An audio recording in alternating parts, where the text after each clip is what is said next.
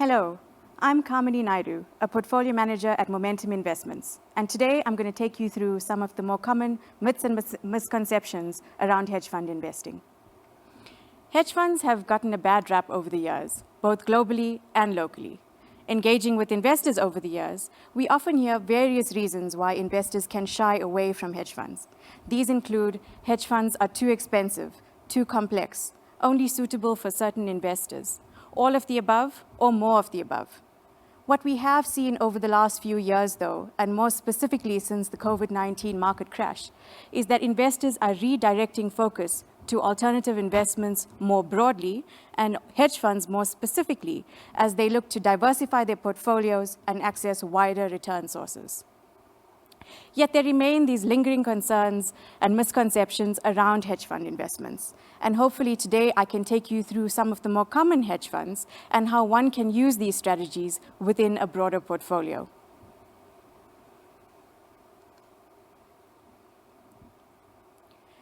Many of the myths and misconceptions around hedge funds relate to the wider toolbox that these strategies have available to them. We often hear that all hedge funds are risky, and this often relates to the hedge fund's ability to use leverage. In reality, though, hedge fund leverage varies enormously, depending on market conditions, the strategy under consideration, and the profile that the fund manager is trying to deliver. In our local market specifically, if we consider equity long short, the largest strategy by both number of managers and assets under management, hedge fund leverage is actually quite modest, ranging between 1 and 2.5 times on average. This is 1 to 2.5 times assets under management on average. In fixed income, this can be a little bit higher, but by their nature, fixed income strategies invest in instruments that are naturally lower volatility. So for example, government bonds. What's important to note, though, is that leverage is often introduced into a portfolio to deploy shorts. So leverage is introduced into the fund to bring down the risk exposures, so to hedge the risk, rather than to amplify directional exposure, which is a common misconception that we do hear about the strategy. The wider toolbox certainly does introduce risks into the portfolio, but it's through these risks that the funds are able to generate alternative return sources and so generate greater returns in different environments. We often hear that hedge funds cannot keep up with equity markets. But it is important for the investor to understand the role that the fund is intended to play in a portfolio. So broadly speaking, hedge funds are intended to play two broad roles. So the first is that of a risk reducer, so a volatility dampening type role, where the fund typically targets a cash plus return profile. The other is a return enhancer. And these are your racier type of hedge funds, which generally link their objective more to the equity market outcome. So it's important to note which of these strategies the investor is trying to use within the portfolio and make sure that that is suitable for the outcome. A mythology has certainly developed around hedge fund investing over time. And this has been fueled by some of the more sensationalist headlines that we've seen over the years. This year was no different. Robinhood, Reddit, GameStop, all featured in headlines earlier this year and fueled investor concerns that shorting can destabilize financial markets. What we saw this year, though, was that retail investors drove the price of certain heavily shorted stocks to highs, causing a short squeeze in those stocks. A short squeeze is where a fund manager is forced to cover the short positions, causing short-term spikes in those share prices, which then create losses in the portfolios where those fund managers are short. Investors started to get concerned that a similar scenario could play out in our local environment. The South African market, though, the way the South African market is structured and regulated makes for a much more boring setting. We have benefited from much of the regulation, so our transparency and our risk management processes are much greater. Our market is smaller, and specifically in the case of GameStop, where the short interest reached 140%, so it was more than the entire company that was being shorted. It is hard to find a short that is in the double digits here locally. Our market is much smaller, and it is unlikely to see a similar type scenario play out here. Seeing as shorting did generate such interest over this year, I thought it worthwhile to spend a few minutes on how shorts are used within a broader portfolio. So shorts largely play two roles within a fund. So the first is to generate returns through falling share prices, and the second is as a broad portfolio hedge, or as a hedge within portfolios. So the first way that these are used within a fund is as outright shorts. So here the fund manager is looking to find a number of ideas that are unrelated to any positions in the longs, and to go short these companies that are overvalued, that are expecting negative news flow, where there may be financial and regulatory irregularities. So ultimately, your long and your short book are independent, and both can generate returns in their own right. The second way that shorts are used within a portfolio is as part of a pair trade. And here, the fund manager will go long and short related securities, where securities are related either by sector or by macro drivers. An example here is going long and short two banks or two interest rate sensitives. In this case, the long and the short are viewed as a single trade idea, and the short here serves to hedge out some of the systematic risk in that specific sector. The last way that shorts are used is as a portfolio hedge. And here, this is entered into through either derivatives or short futures contracts, and are typically entered into depending on the market environment, so to hedge the broad systemic risk within a portfolio. So overall, what you can see here is that shorts can play two roles, one to hedge your portfolio and the other to generate returns through falling share prices. If we consider a long-only mandate, the fund is typically 100% invested or close to. What we find through the ability to use shorting and leverage is that the fund manager is able to extend this mandate much wider.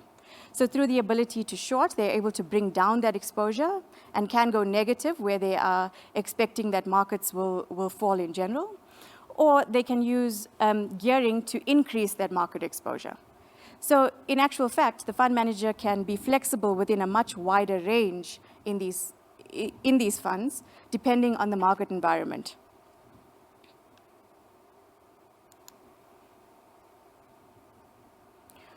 With the wider toolbox, we get wider mandates and wider outcomes. So this chart shows you the performance of the equity long-short strategy over time. Those are represented by the red diamonds, whereas the circles here show you the performance of the all-share in each of the respective years.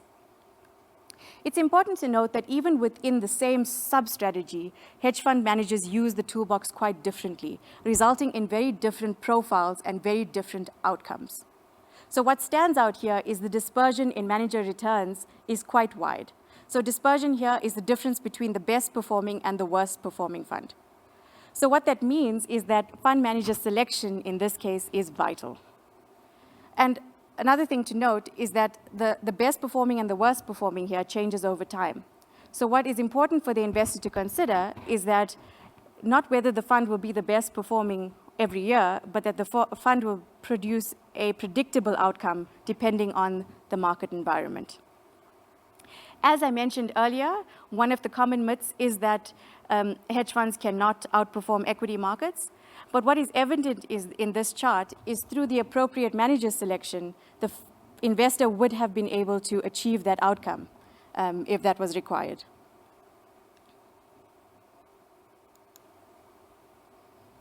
To further illustrate that point, I have graphed the profiles of two funds here, a long-only general equity fund and an equity long-short mandate. So this is the rolling one-year returns of each of those. I'd like you to take a moment to see if you can guess which is the hedge fund and which is the long-only from the behavior patterns. So for those of you that guessed that the red line belonged to the hedge fund, you would be wrong. It is actually the blue line here that belongs to the hedge fund. And in this case, this fund is what we term a conservative long-short fund, targeting a cash plus type return profile, and acts more as a core position in a portfolio.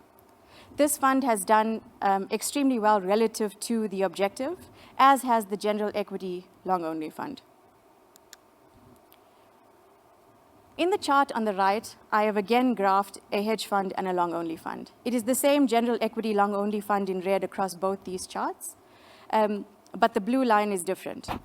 So I'd like to draw your attention to two things. So firstly, if you just look at the blue line in both charts, these are both equity long-short hedge funds. But as you can see, the objective and the profile here is quite different.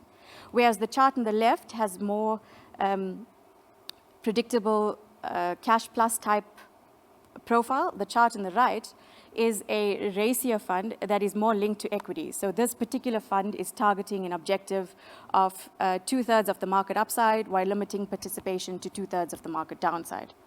Both of these funds have done exactly what they have intended to do, but as you can see, the journey would have been very different depending on which fund you had invested in. If we look at the chart on the right, these two funds are managed by the same fund manager. So I think it's interesting to note here how the wider toolbox allows for an expression of the same view and gives you a very different outcome.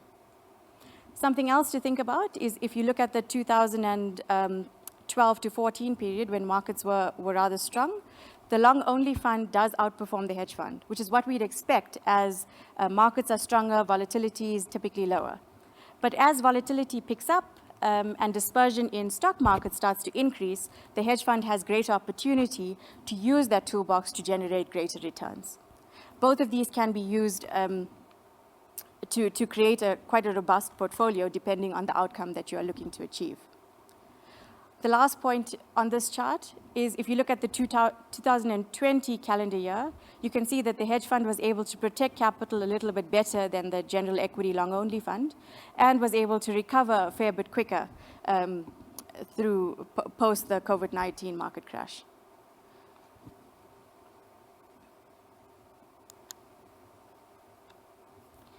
Moving on to quite a contentious topic in the hedge fund landscape, and that is that of fees. So I attended a talk on fees a few years ago at a conference, and the speaker at that conference shared the story of the cobras, which I'm going to share with you now. So in colonial India, Delhi had a problem with the proliferation of cobras that were running the streets. And as you can imagine, because cobras are quite deadly, this did create quite a problem in the city. The authorities decided to place a bounty on the cobra. So for anyone that could produce a cobra, they were given quite a handsome bounty. This incentivized the Indians and the broader community to start to capture the snakes and to bring them in to earn this bounty. And so the authorities start to notice that the number of snakes in the city has started to decline. But the resourceful Indians decided that they quite liked earning this bounty, and they then started to farm these cobras in their homes. So the authorities noticed that the number of cobras in the streets were reducing, but they were still paying the bounty as they had been for all the time up until that point. So they decided to cancel the bounty. The Indians then decided that they didn't need to have these cobras in their homes, and they released them back into the streets. And Delhi had a bigger cobra problem than they had in the start. The moral of the story, though, is to be careful of the behavior that we are trying to incentivize in the markets. As with the mandates and the outcomes, the fee structures are almost as wide, and they range from simple to complex. There has been significant pressure on fees over the last number of years, and a number of changes have already taken place. While 2 and 20 was never a local norm, fee structures are lower, and fund managers are open to structure fees to show alignment to investors. So what is the typical fee structure at the moment? The typical fee structure locally in South Africa has a management fee of between 0 and 1%. Please note that these are all average fees. You do have them ranging outside this. But a typical management fee ranges between 0 and 1%. A 0% management fee is typically found on a fund where the fund manager is already able to cover all operational expenses, and they are looking to generate their fees through performance. So it is generally a slightly riskier type of mandate that we're looking at here. And it's important to note that in a cash plus core type strategy, a 0% fee is unlikely. Performance fees, again, range between 10 and 20%, depending on the objective of the fund. And hurdles and high watermarks are almost commonplace. This is where I think we still have a little bit of room as an industry to greater align hurdles and high watermarks to investor experiences. When negotiating fees with fund managers, though, there are a few things to take into account. These funds generally have a lower capacity versus a typical long-only fund, and that's a function of the parts of the market that they may be active in or the types of strategies that they might be deploying to generate the alpha. The second is that it is a more specialist skill. So like with leverage and shorting, a greater focus on risk management is required to ensure that the fund is quite robust. And through the use of leverage, the fund manager does get greater bang for the buck. So depending on the type of leverage used and the nature of the strategy, there is a greater footprint in the market that the fund manager is providing to the investor. Hedge funds are not homogeneous, and they offer the investor very different strategies and very different profiles. From fund managers trying to identify overvalued companies, to trying to identify anomalies in market prices through statistical metrics, to trying to anticipate central bank monetary policy behavior and expressing that through the interest rate derivative market. These offer various opportunity sets and various profiles. But what this does create is the ability to blend these together to target for a very specific client outcome as needed. In this specific example, the red line here shows a blended portfolio of a range of hedge fund investments.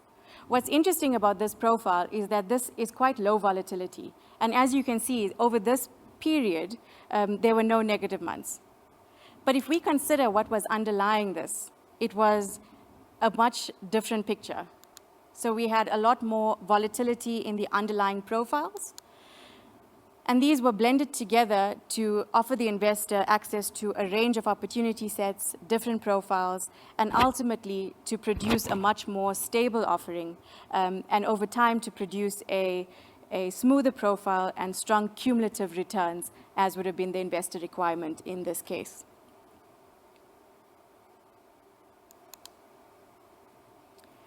We've covered quite a number of factors in terms of the broad industry using hedge funds within portfolios, but once the investor is invested, there are still a number of factors that need to be considered.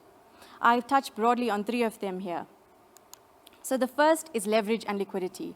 We've spoken in detail around what leverage is and how it is used within portfolios, but leverage and liquidity are ultimately very interconnected. Once lower prices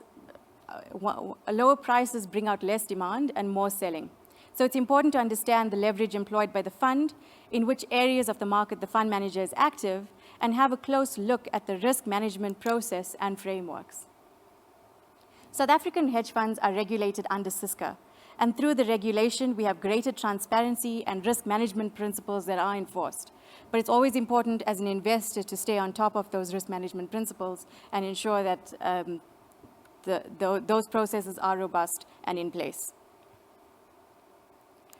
The last consideration that I'd like to leave you with is that of size. There's a capacity constraint for every hedge fund style, most likely for every single hedge fund.